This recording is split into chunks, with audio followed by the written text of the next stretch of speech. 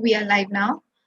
Hello, everyone. Good morning, good afternoon, and good evening. A very warm welcome to the day six, session five of the third International Conference and Pop Festival for Youth-led Climate Action 2021. We are delighted to have you all join us for one of the biggest youth-led events for climate action. My name is Drisha Pathak. I'm a pop youth mentor at the Pop Movement. The Pop family is excited to welcome you to this amazing conversation on forced migration in a changed climate.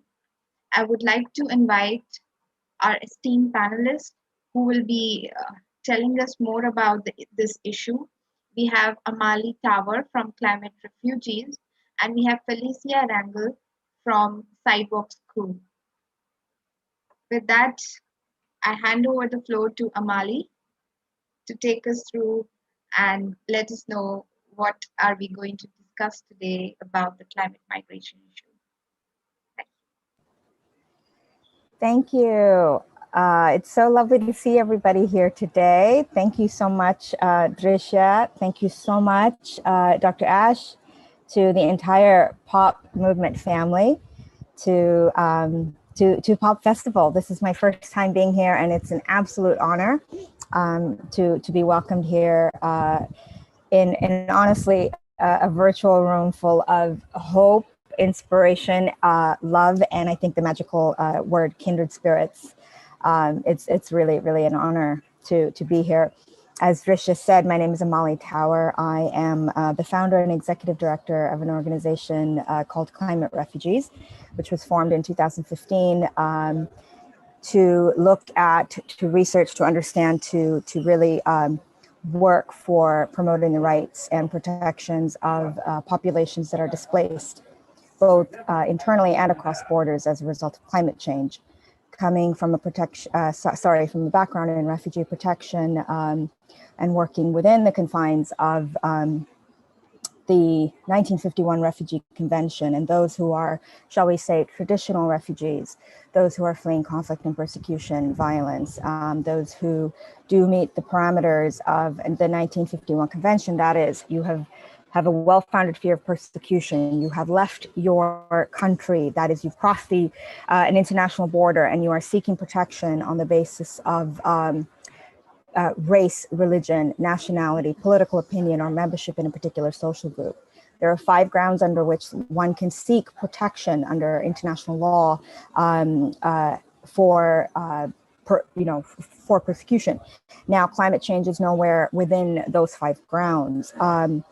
And we therein have a bit of a problem, which brings me to an incredibly inspiring person here on the panel, and an incredibly inspiring and righteous work that she and her colleagues have founded, and that is Felicia Rangel from the Sidewalk School in Texas, but based in Mexico, who I'm not even going to begin to tell you her story because Felicia tells it so well. So I'm going to dive right in and tell you that Felicia founded this organization exactly because of the nexus that I just presented, which is climate change and a forcible displacement of populations. And we have a new sort of driver that is compounding the crises and compounding the reasons why people are moving across borders.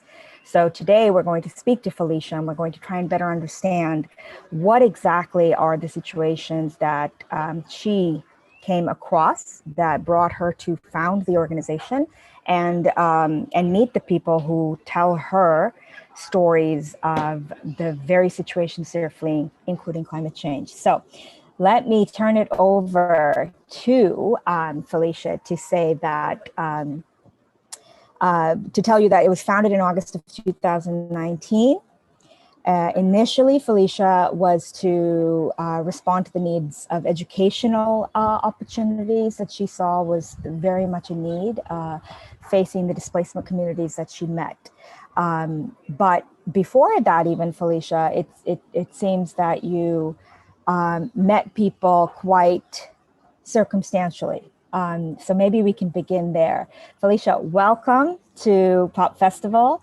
I would like to just turn it over to you, and maybe we could start by you telling us how exactly did you enter this field, and how did Sidewalk Schools come to be? Hey, everybody, and thank you for the great introduction. I didn't know it was me you were talking about for a second. Thank you. Of course, it's you.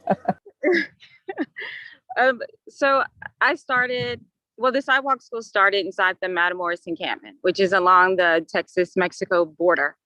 Under Trump's administration, he implemented a policy called the MPP, Migrant Protection Program, that kept asylum seekers in Mexico for 2+ years. 2 of our teachers are still stuck in Matamoros, Mexico today under Biden's administration. So initially, the Sidewalk School started out just to help educate the 700+ children that lived inside that encampment. And when I say encampment, I mean outside in the woods. That's where they live with their families for 2 years. And it's a US-made encampment. Currently today, there are still 2 US-made encampments. One is in Reynosa, which is where the Sidewalk School is, and the other one is in Tijuana. Both of these encampments came in formation February of this year, both under Biden's administration, not under Trump's. And in Reynosa, the Sidewalk School has taken on a huge role. We do coordination efforts on both sides. In the US and Mexico, we also now run a clinic. We pay salaries of 3 doctors, 2 dentists.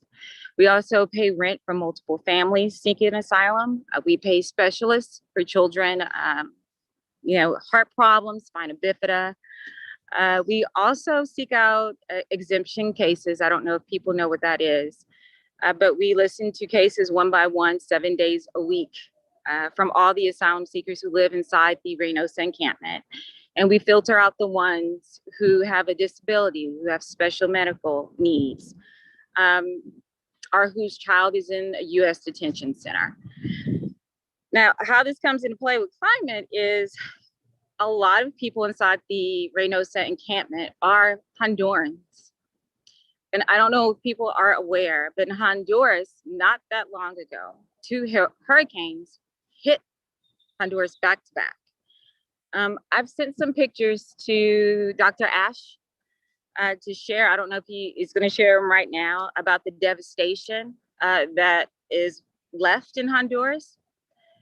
But there's nothing there, absolutely nothing. And as a matter of fact, last night, I got an email from a church who was trying to deliver truckloads of donations to Honduras, but the US made it so difficult for her and her church to send the donations to Honduras. She's now just going to drive them to me down in Brownsville next month, since she couldn't give it to Honduras. The US made that difficult. So I often meet people, families, parents, children fleeing because their home was swept away. Their streets are gone. There are no businesses left. There's no food. They have no place to go. So they are forced to flee and seek asylum. The US's response is Title 42. I don't know if people know what that is, but that was started under Trump's administration, and that was to keep COVID out. That's how he shut down our borders. Biden continues to use Title 42 to keep asylum seekers out of our country. So that is now why there are 2 encampments. Victor Cavazos and I, the other director of the Sidewalk School, we travel up and down the border. We have been to the Tijuana encampment. We have a school in Juarez. We have a school in Celaya. We travel and we help as much as possible. But it's not just Hondurans who we meet. There's a huge Haitian population. They had an earthquake 11 years ago, and no one has helped Haiti. So we have hundreds of Haitians in Reynosa and Tijuana because they have no choice but to seek asylum somewhere, and they trying to seek asylum here in the US. The problem is under Biden, the first 3 months of his administration, if they caught a Haitian crossing into the US, they would immediately put them on an airplane and deport them back to Haiti. Mm-hmm. So if you were a Black asylum seeker, we would tell you, do not cross the border. You will be deported immediately back to your home country. which will then once again force them to make a second trek back to the US or back to the Mexico border. Yeah.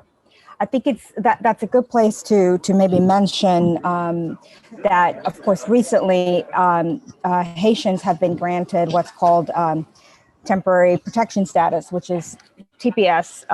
Anyone on the call who follows U.S. immigration would know TPS is a designation that is within U.S. Immigration law that allows people who are fleeing natural disasters to seek protection in the United States. But one of the conditions that it requires is that you have to already be in the United States to seek that protection. Now, Exactly.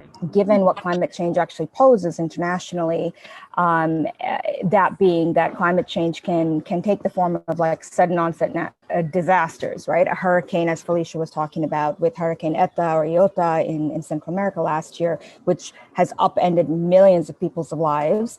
And let's not forget, disasters, don't just happen in isolation. They're compounding existing socioeconomic factors. They're compounding the pandemic. They're compounding that global health crisis, which of course has economic impacts.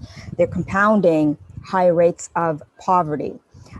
Central America is also a place in which there has been for many, many years a very high risk factor for climate change and climate and weather extreme related events, both sudden onset and slow onset events. Sudden onset events are what we categorize as disasters like cyclones, hurricanes, events that one would classify as quote a disaster. Slow onset events are what one would consider droughts, degradation, deforestation, things that come about as a result of deforestation. So the dry corridor in Central America has had at least a 6-year drought. Some people have that number as high as 10 years. And the dry corridor for Central America is about 30% of these countries' regions, and it is the economic backbone of these countries. So when you have a drought that is the economic livelihood for much of the population, then you have back-to-back disasters, as Felicia was talking about, and you have a pandemic, and you have all those pre-existing conditions I was speaking about, which is endemic poverty, which is, issues of corruption, which is issues of violence. Don't forget, there were conditions in which people were already seeking asylum under those traditional conditions that are covered under the 1951 Refugee Convention that I was speaking of. To this, we must add additional drivers that compound these crises. And so it's not unusual to see an increase in the amounts of people that might come to bordering nations. And in this case, that would be the United States. These are neighboring countries. These are your friends and allies. And this is how it works all around the world. So what Felicia's organization is seeing and has stepped up to provide are the services that the United States hasn't been as prepared as it could be, or it wants to be, or it can be, to provide to asylum seekers. And to that, we have to add that there are people, as she mentioned, with the hurricanes in Haiti, with an earthquake 11 years later, there are people who are obviously going to communicate that they are still dealing with the effects of environmental disasters and conditions. So I just did want to offer that, Felicia, if you don't mind, just to sort of like frame the conversation for anybody listening, that these are not separate issues, that these are very much connected. And although we have some gaps in the law, there are very luckily starting to be some greater nuanced understanding between these connections. So with that said, Felicia, if I can ask you yet another question, can you speak to us about what are people saying? I know you've said to me about the asylum seekers that you speak to, who you're also helping to seek legal services for. It's not just the humanitarian services, you're also accompanying them to actually seek asylum. Could you walk us through what that process is like, and what are people saying about why they cannot return home? So Let me add two things first. One, I just want to let it be known that the U.S. requires all asylum seekers to take a COVID test before they enter our country. So Title 42 can be lifted. That is a requirement. And if they ever test positive, we have a quarantine wing where we put them in for 2 weeks, test them again when they test negative. Then if they're allowed by CBP and they've been approved, then they cross. So with me also saying that, let me say the Sidewalk School has been paying for all the COVID tests in Reynosa. The US government has not given us one penny, even though they are the ones requiring it. We paid $52 per person per COVID test. Let me also say Mexico requires a COVID test. So it's 2 COVID tests per person. We are a nonprofit organization. We don't get a lot of grants, as you know, Amali. So that's made it difficult. So I just want that to be known, one. Two, recently, people need to be aware that the US government will now start DNA swabbing asylum seekers once they cross into our country. Like they do felons in the US, they will now do it to all asylum seekers. And this includes people from Honduras, people from Haiti who are fleeing because of climate, of hurricanes, because of an earthquake. Once they get tested in Mexico, test negative, they cross, they're going to come to CBP. An officer is going to swap their DNA and put it into our US system as if they committed a criminal act. Seeking asylum is legal. That is a legal process, and we're treating them like criminals. Last but not least, Texas Governor Abbott is now trying to pass a law where if you're caught crossing to Texas, you will be arrested and sent to jail for a year or half a year for crossing illegally into Texas. He's calling it aggravated trespassing. That law he is trying to pass, is today Thursday? Yes, he's trying to pass that today. So Google Governor Abbott and you will see what he's now trying to do to asylum seekers. So what I am hearing from asylum seekers, we do help connect. We filter out cases. So we listen to cases every day. So a lot of cases, the pictures that I sent Dr. Ash is my house was washed away during one of the 2 hurricanes that hit Honduras. People have sent me videos saying that their house was the only house left on their block. And then they'll show like their surroundings. And it's true. There's a picture of a family with children with water up to their neck trying to walk back to what was left of their house through these high waters. So those cases, sadly, aren't considered special cases, and we can't take them. And this is a US thing. This is special cases. This is all decided by the US. What is a special case? And climate problems, hurricanes, earthquakes, whatever you like to call it, they do not consider that a special case. You will sit inside that Reynosa encampment. Oh, thank you. So, Yes. Yeah, so walk us through these pictures, Felicia. This is Honduras that we're looking at. Is that correct? Yes. These are 3 different cases that I sent from asylum seekers who were trying to show me why they needed asylum in the US because they had nothing to go back to. As you can see, there's nothing left there. And they have children with them. How are they supposed to feed them? Where are they supposed to live? And I always tell them, I'm so sorry, but you don't fit into the definition of what the US considers a special case. And then that's where I have to leave them. But they expect Central Americans to go back to nothing. And then they make it difficult for Americans to send donations to Honduras as well. That's not the first time I've heard that. I've heard that from other people who tried to help Honduras, and the US makes it extremely difficult and people give up. Like the church did last night, and she said she'll just give all the donations to me. It's sad.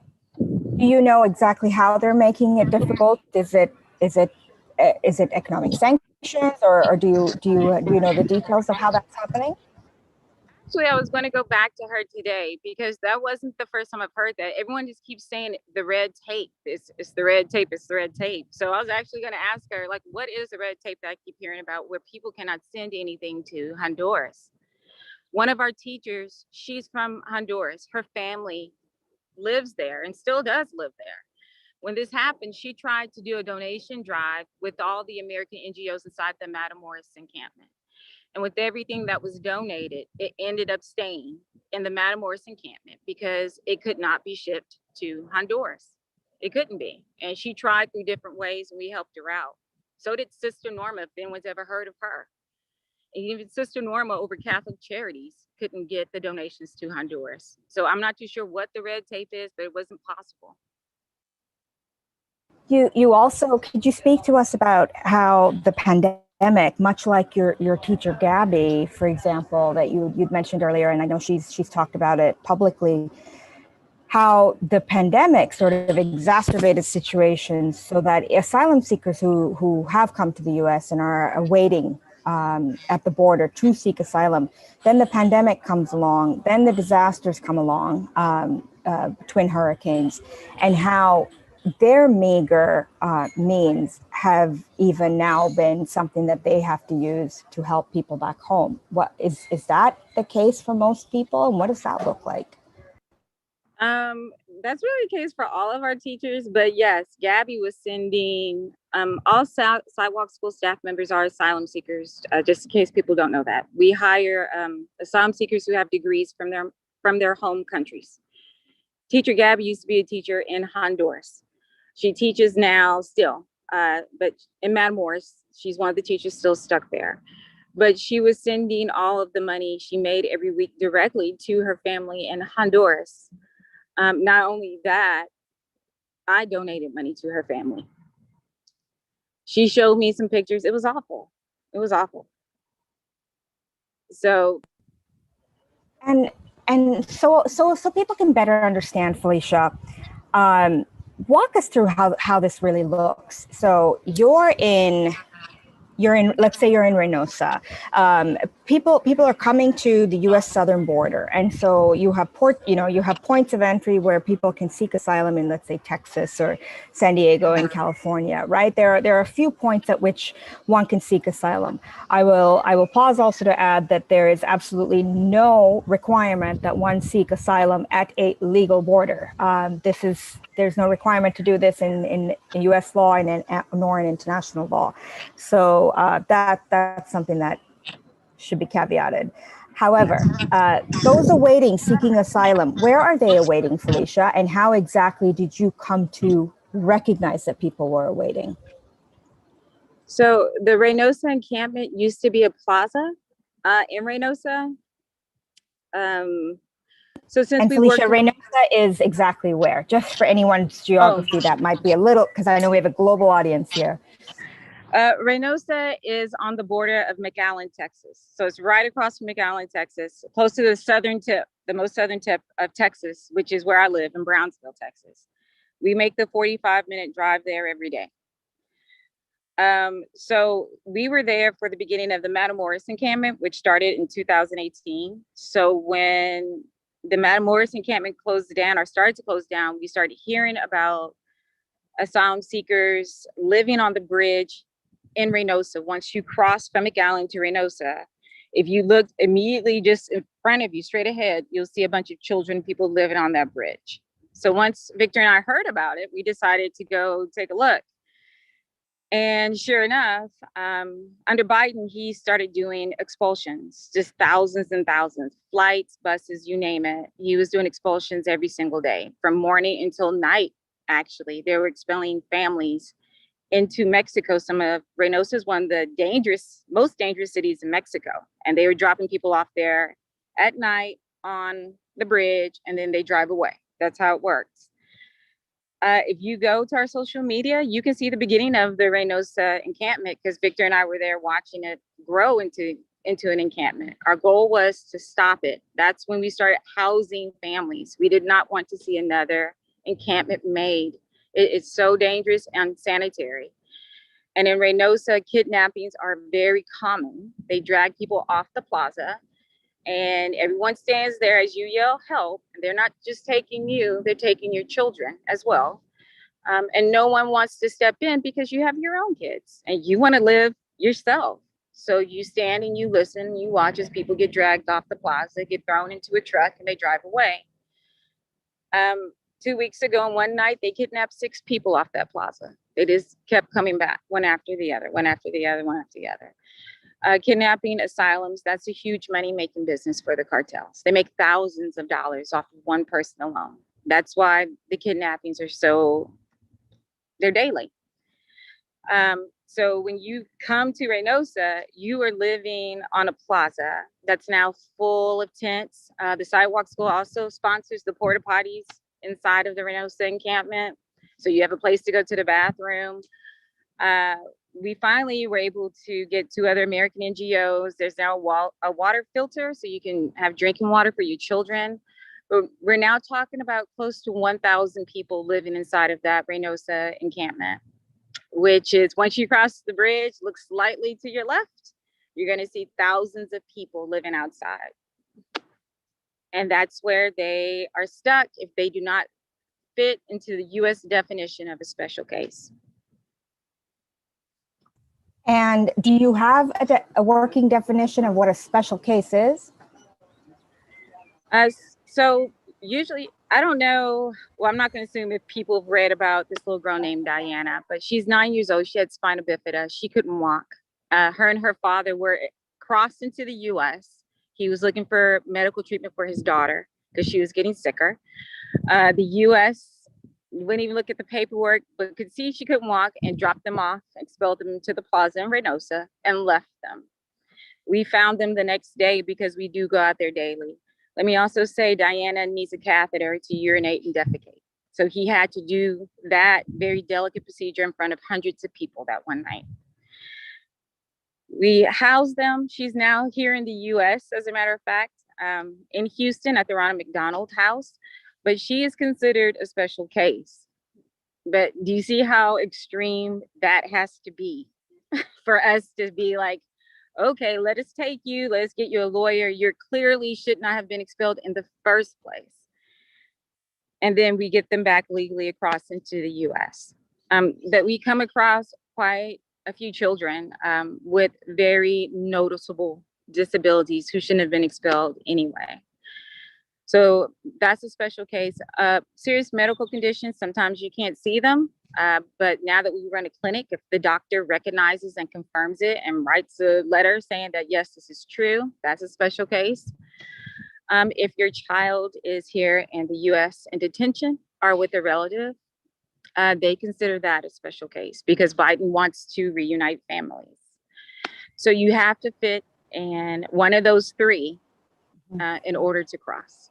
So Sidewalk Schools is also, I mean, you're basically just responding to whatever needs arise as they arise. An organization that being educators, I mean, you yourself are a teacher, you started out wanting to fill that need because you saw children that weren't in school, and basically this is a situation in which, because all gamuts of just normal human activity are unmet, and then you have people who are in situations that already require international protection, aren't receiving it, that puts them in greater danger. And so thus you're just responding to every day is a different day, really. It is. Yeah. But let me also say, we did build a school in Reynosa for the children asylum seekers. There is a school. We did build it. It goes Monday through Friday. Our AC just got put in this week. We just finished decorating it. So the school looks great. I'm going to post some pictures later today so you can see how the school looks in Reynosa. But the school is hidden. We do not give out the location. It is built in a neighborhood of Black asylum seekers. But our students are very mixed, to Central Americans and Black asylum seeking children. And our staff is mixed as well. Haitians, Central Americans. I'm very happy about that. So we still do run a school up and down. Our schools are still in 5 cities right now, up and down the border. So, but I just want people to know that we still are a school, but yes, we have had to go into whatever needs come up, because for a while, no other American NGO was willing to step into Reynosa. And I don't blame them. I have a child myself. And I don't hold that against anybody. Victor and I made a decision back in 2018. We have stuck with it. So we cross. He has children himself. He's there today. So. And Victor, of course, is also one of your co-founders who runs the school with you. Yes, Victor Cavazos. Yes. We are, the cartel now knows who we are, obviously. But like I said, that's a choice we made back in 2018, and we'll deal with it when it comes up. Felicia, can you also tell us about other populations that are seeking asylum at the border? I mean, I know we've spoken about Central Americans and Haitians, but I know that there are other nationalities also. Speak a little bit about that. Yes, we have Cameroons in Reynosa, which is great because the ones that we know, they actually speak English. Most people don't know this. I don't speak Spanish. So going into Reynosa and working, like it takes me longer to do everything because I have to always Google Translate. So whenever I run into someone who speaks English, I'm like, oh, great. You can just tell me what your case is. I don't have to like Google Translate it. But yes, we do have a population of Cameroonians, and most of them speak like perfect English, as well as French, which doesn't help us with Haitians. They speak Haitian Creole. But anyway, it's a different subject. But yes, there are different populations. The only population you don't see are white asylum seekers. In Reynosa encampment and the Tijuana encampment, like I said, we were there not even 2 months ago in the Tijuana encampment. There are no white asylum seekers in any of these encampments. No one ever talks about that fact. It is just brown and black faces you will see in all the pictures on the Sidewalk School social media. And if you do go back a couple of weeks, you'll see the pictures from the Tijuana encampment with Victor and I. White asylum seekers are allowed to come into our country and wait for their U.S. trials, like it was meant to be. And this started under Trump's administration. He was letting white asylum seekers in, just not the black and brown ones. And that continues under Biden's administration. And as far as the Cameroonians, I believe we've spoken about Eritreans. You've even just recently met a Syrian family. Are any of them communicating what some of their needs are, why they're seeking asylum, and where climate might intersect? I have not spoken with this Syrian family, only because I've been so busy. But they do have a lawyer. That's usually like my main concern. Like you have a lawyer, then I usually have to move on to the next case because we are bombarded with cases. Victor Cavazos and I, we're the only two Americans who go out there to listen to each case one by one. But once I heard there was a Syrian family there, I was like, wow. But they have a lawyer. But no, I don't know exactly why they fled their country. I can imagine why, but I haven't spoken to them. Yeah, well, I would just add that it's not at all surprising to me when you have mentioned some of the populations, and we've spoken several times. And when you've mentioned, oh, wow, now there's even Syrians, that's not at all surprising to me because one of the things you often see is that as conditions that people are fleeing. So these give rise to humanitarian crises. These give rise to situations of flight, and as these conditions continue to go the unmet, as borders continue to go closed, as we continue to have policies that are rooted in xenophobia, you will see people get more and more desperate. They will also become more and more inclined to have to travel further, take up more dangerous journeys. And you're seeing that play out all around the world.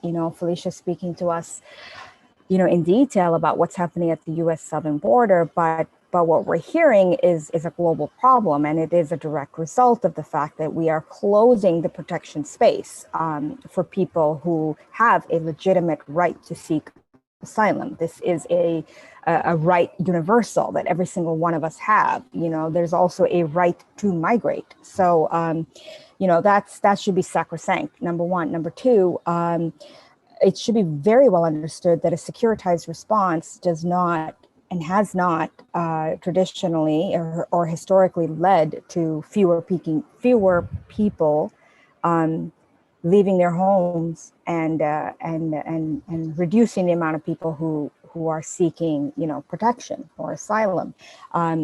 Your need for protection, your need for asylum is based on something far stronger than a securitized or militarized response at a border. I think we definitely see that play out globally as well. And Felicia, I think her stories demonstrate that quite clearly. If a securitized response was working, then we wouldn't continue to have the numbers that we do have at the US southern border, which, by the way, are quite predictive. These are not crises as they're being framed of just numbers out of nowhere that just keep showing up.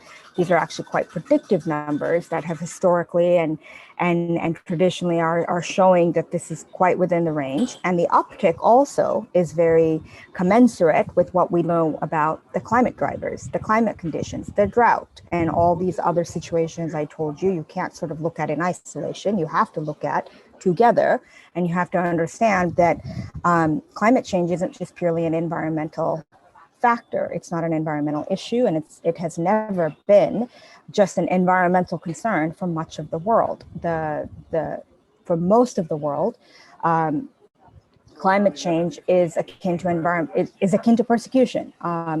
Environmental factors that caused degradation and devastation to people who are dependent upon the land, not just for survival, but for livelihood. How is that not social, political, economic, cultural, entire, systems and identities and societies disturbed, threatened, if not persecuted, and compounded when other, threats, pandemics, global health crises also merge with those scenarios. So what you're seeing play out, isn't really that illogical, if you will. And no amount of security responses is really going to stop people from wanting to seek the very same needs that we all have, which is shelter, protection for our children, education, food, survival, safety. So I think Felicia, what you're doing, what you, Victor, what your colleagues have done to rise up and meet the needs that you so quite accidentally came upon is remarkable. We all just are inspired by your work. It's truly an honor to be here and to listen to what you all have done. I think all of us would want to know how can we help? How are you supported? We heard you talk about the fact that there's so little funding, something I completely can understand. I know, Dr. Ashkan, there's nobody here on this call that doesn't know that. So speak to us about how it is you do seek, how you generate support and how we can contribute towards that. So initially, I used my life savings, which is now gone, which is fine. I don't regret it. But I used that to keep the school afloat the first year. Let me also point out, and I don't know if you mind me getting into this, the other American NGOs at the time in the Matamoros encampment were all led by white people. And they were getting grants left and right because they were able to feed thousands of people 3 times a day, whereas I had to use my life savings. I'm the only Black director here in the lower half of the border, running an organization that helps asylum seekers. Besides myself, there's one other director of an organization. Her name is Gerline Joseph, and she heads the Haitian Bridge Alliance. That makes two Black-led organizations. We have an awful time getting grants and funding. We just do. Our work is documented very clearly on our social media. We post 5 to 7 days a week. You can go back now and see our first day of class back in August 2019. So you see how the money is being used, yet we still don't get funded. How we get funding now is devote followers who've been with us since the beginning. We just admire our work. Sometimes if people write an article about us, we'll get donations. Recently, we were on NBC News, I think 2 nights ago. We got some donations from that. The other issue is us not having 501c3 status, which we've applied for. We're trying to get it expedited since we're the ones paying for COVID tests. People need to know 100 COVID tests that cost the Sidewalk School $1,125. And that's just for 100 COVID tests. We're talking about thousands of people crossing through Reynosa, and that's coming out of our pockets. And that's about to stop if we cannot get our 501c3 status application pushed through. We just got turned down for a grant 3 nights ago because we don't have 501c3 status, yet they knew that we needed COVID tests so these asylum seekers can cross. If there's no COVID test, no one's crossing, everyone will be stuck inside that Reynosa encampment. That is a fact. The US will not let them cross. So we get by on a wink and a prayer, essentially. Just followers, if you admire our work, if you just stumble across us, please donate. Go through sidewalkschool.org. If you know someone that can help get our 501c3 status application pushed through, please drop our names in there. Ask them to please help us out. Or if you would like to donate COVID tests, please do. I'll give you my address. Mail it to me. I will cross it. Any type of funding, any type of way is of great help. The Sidewalk School is this close to opening a shelter in Reynosa. And that's a huge cost, but the kidnappings out there picked up so much, especially with the children being kidnapped, psychologically what it's doing to them. We recently saw a little 10-year-old boy that was just released by the cartel a couple of days ago in Reynosa, and he's not speaking and he's now biting people. So we're kind of forced to open a shelter just to get these people off this plaza. Because what these children are witnessing, it's damaging and you can't take it back. And to get money out of the US relatives, they play over the phone what they do to the asylum seekers so you can hear it. And the kids are in the room watching it. So please donate if you can to us. Yeah. And you can always go to our social media and you'll see how the money is used. Mm-hmm. Thank you, Felicia, for, speaking so honestly from the heart. I can certainly appreciate and understand how difficult this work is. Any pro bono lawyers out there, I think you heard Felicia, that's definitely a stumbling block. I can attest to, I think a lot of people here on this call can speak to, if you can help them out with getting their 501c3 status, that's incredibly important, to seek donations, to seek grants. That could be a huge help. Donations, of course, a lot of us here are here, this festival, I think Dr. Ash would say, if you don't mind me saying on behalf of you, this is really what this is about, right? It's about sharing these resources, sharing this, the ability that we all have to help one another. And sometimes it's not even a direct help. It's just being able to bridge and link people together that in ways you may not have the solution, but you might know of someone who has an idea that leads to a solution. So just keep those networks and connections open. And I've just seen such good things happen, with intent. So I do want to also say, anybody with questions, thoughts, comments, you're more than welcome. We would love to hear from people. So you can please, I believe, correct me if I'm wrong, anyone from the Pop family, they can put their questions in the chat. Is that right?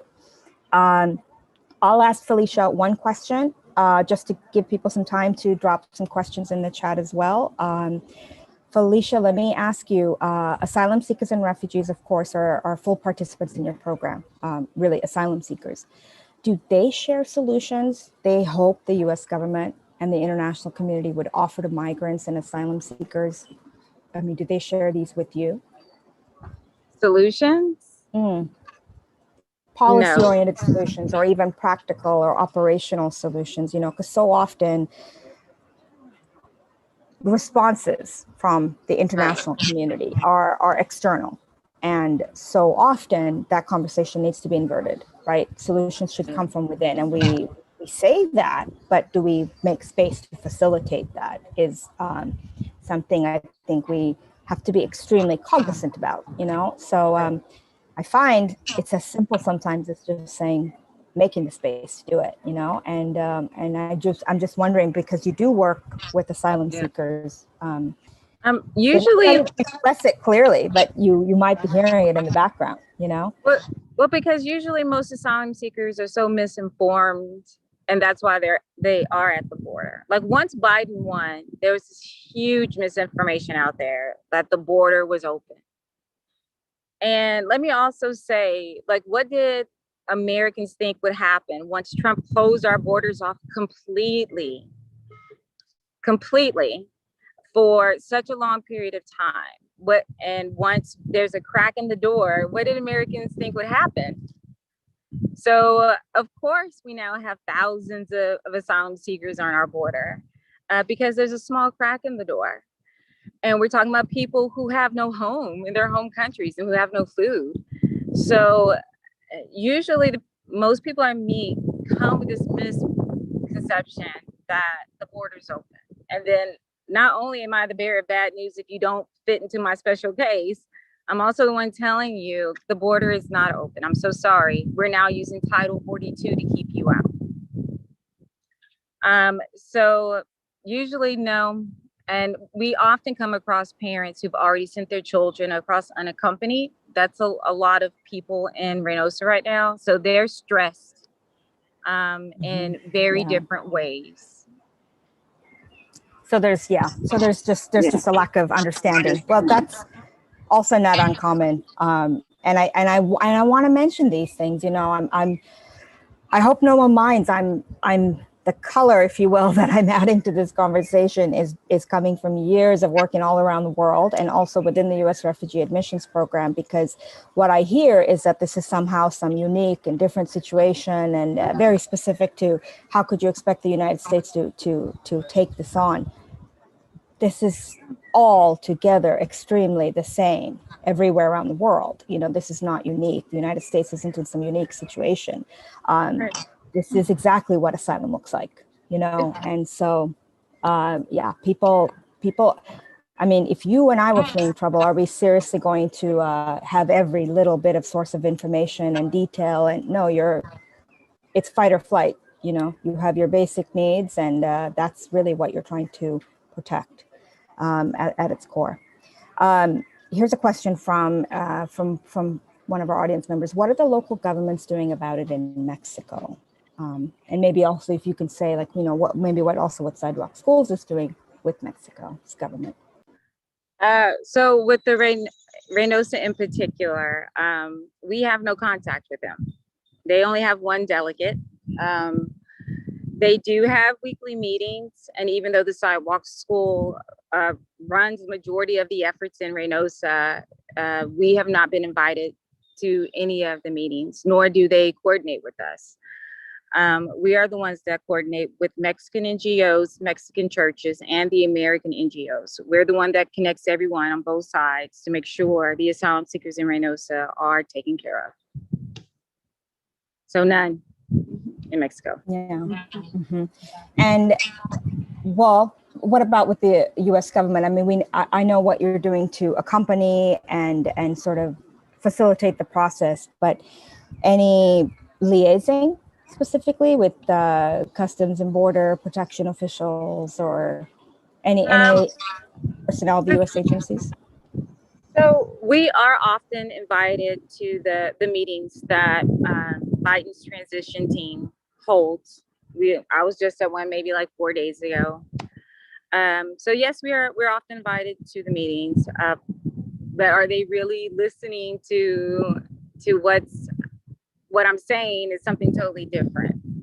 I brought up a fact that I've ran across more than 2 times, and it's about parents losing their children to the U.S. foster system is because they can't get a notarized letter in Reynosa. Now, no lawyer in Reynosa is willing to notarize because you don't have permission to be in Mexico, right? So then if you can't get it notarized, how can you get that letter over to the U.S. so your sister who lives in the U.S. can get your kids out of detention?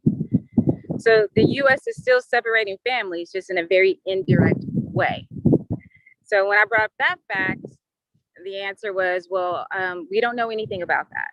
And it's like, well, I work in Reynosa. I'm telling you about that. I'm telling you. So the answer was, well, we can discuss that after this meeting. So that's what I'm getting from the US. Yeah, still very much trying to sort of like handle things bit by bit. And of course, that's not necessarily meeting the needs that are growing. How do you think well, actually, let me reframe. Are you aware of the types of the locations and also the types of work that the people that have come from Central America?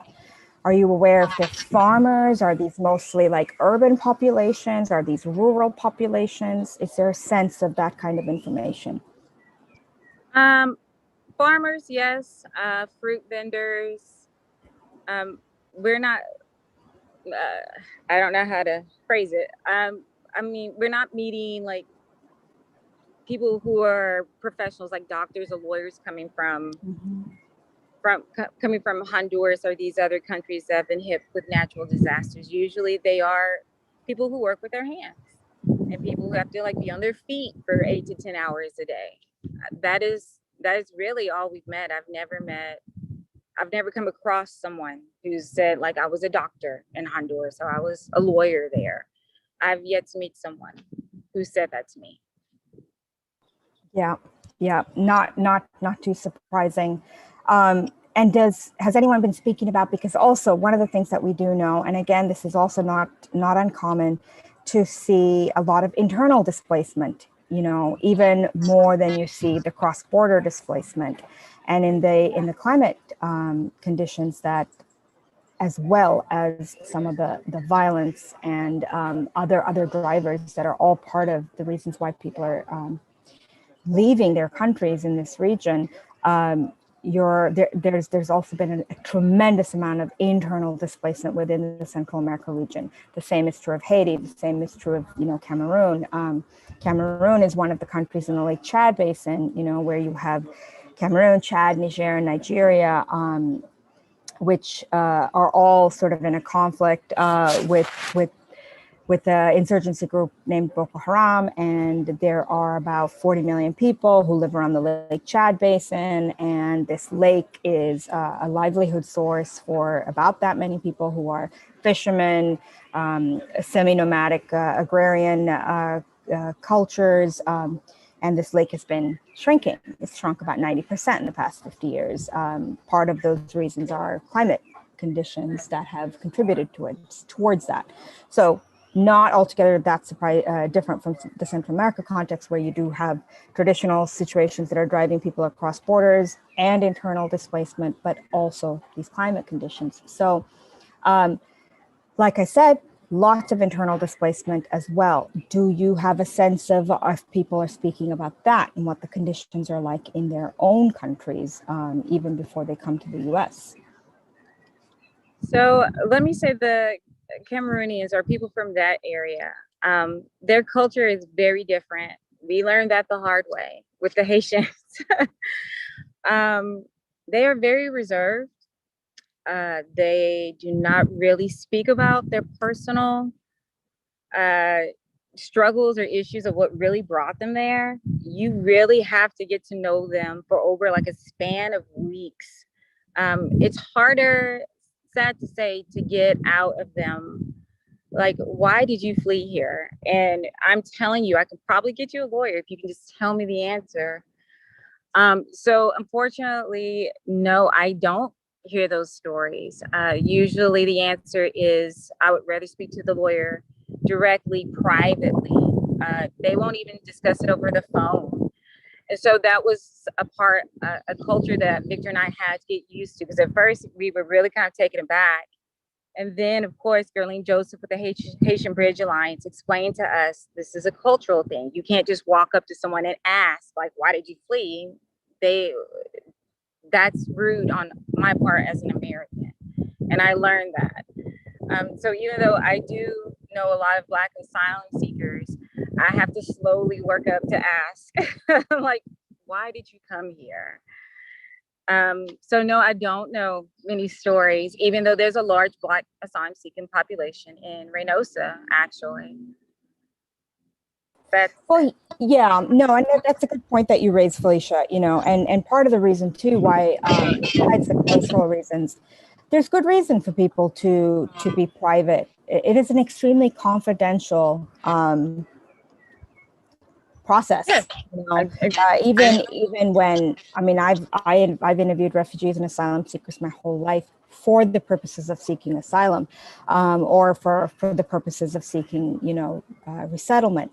But now in a very different context in which I'm talking to people and talking to you. Even now it's to better understand, right? So that we can be more, we can be helpful towards better affecting better policies, let's say, better protection. But in doing so, everything that we do, of course, is 100% confidential, and it's not towards the purposes of helping anyone attain to seek asylum, nor to attain it, because that's not the avenue through which you work or I work. So I just wanted to make that clear to anyone listening. That's clearly not the work we do. We're facilitators, right? So yeah. So I understand that, and I certainly understand how anyone else would also be sort of somewhat guarded, because your stories can be misrepresented, and then that can also be it could just lead to a lot of confusion and or be used against you. So I'm mindful of our time. I just want to wrap things up by just, Felicia, just thanking you so much for sharing your personal story, sharing your organizational story. But most importantly, I think I can speak for everyone here to say, for having the strength of courage and the strength of your convictions to use your life, your money, your entire, identity and humanity in this life's work. I mean, it is really, really tremendous. And I'm sure you've heard that. I'm sure you know that, but I don't think we should ever stop saying that. It's really, truly, truly remarkable. That I just want to re-emphasize, Felicia literally was crossing in the course of her life as an educator, saw people milling about, asked a question, and got educated, and does not come from a background in asylum or refugees. She's an educator, and some things didn't add up, and so she made it her business to find out, to educate. She's still getting educated, and she is here today taking the time to educate us. So the story there is that we're all learning, and there's always more to learn, and there's more ways and places in which we can help. And even if we can't do it directly, as I said earlier, there is a way in which we can facilitate, share, link, be friends and allies to one another. So thank you for giving us that honor, Felicia. Thank you to Dr. Ash. Thank you to Pop Movement for this wonderful opportunity. And we thank you so much for the time. Thank you, Amali. Thanks, everybody. Have a nice day. Thank you, Felicia. Thank you, Amali. Thank you all so much, and look forward to pushing along the important efforts that you're leading, and to working together to lend more strength and solidarity to it, and that we're always family. Thank you. I really mean that. Let's see a future to this. Thank you. Thank you, Ash. Thank you for your beautiful hearts. Thank you, really. Thank you. Thank you so much for all of your work. Yeah. Thank you, Yvonne. Thank you, everybody at Pop Movement and Sidewalk Schools, and Sheila and everyone on the call. It was really an honor. Bye-bye. Let's Thank make this happen. Very much. Let's take it forward. Thank you. Absolutely. Kevin, hermano, por favor. You were saying something, Kevin? I was thinking, Thank you. because of the city. It was a Thank beautiful you. city. Thank you. Thank you, Amali. Mano. A big hug and lots of love. Thank you. Really. Thank you very much, everyone. Bye. See See you you all soon. soon, okay? See you soon. Thank you. Bye. Thank you, Really. Bye. Dr. Ash? Yes, Priyanka. Priyanka. Hello? Yeah, can you hear me? Yeah, am I audible? Yes. So Komal and Risha both got dropped out of the call, and Komal told me that there was a video that had to be played. Oh, don't worry about that. I'll stop the stream though.